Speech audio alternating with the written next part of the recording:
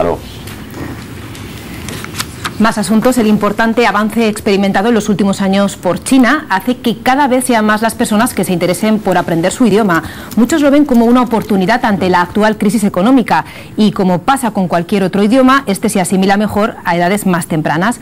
Por eso en algunos colegios de Zaragoza se ha comenzado a impartir chino como asignatura extraescolar. Kiko Raiz, cuéntanos.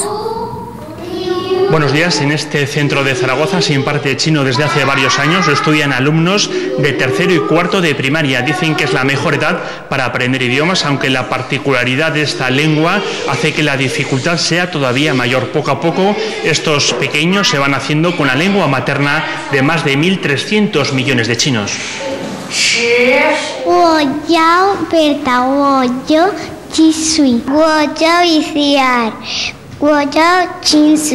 Aunque a la mayoría nos ha resultado incomprensible, acaban de decir su nombre y su edad.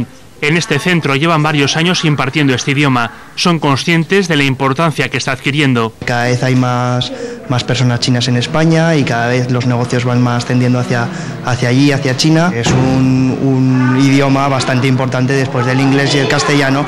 Es el idioma más hablado del mundo. De momento aquí están aprendiendo pronunciación y también los primeros caracteres. Aunque existen cerca de 50.000 caracteres chinos, dicen que con 5.000 se puede comenzar a dominar el idioma. Este idioma para aprender no es igual como inglés o otro idioma porque lleva doble trabajo.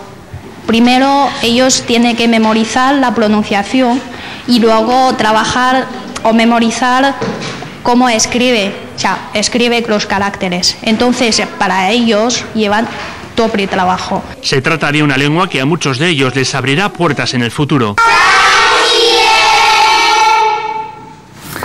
Tiempo ya con nuestra cita con el kiosco para ver cómo viene la prensa. María de Miguel, buenos días. Muy buenos días, y nos encontramos con un término que hace unos años apenas conocíamos, pero que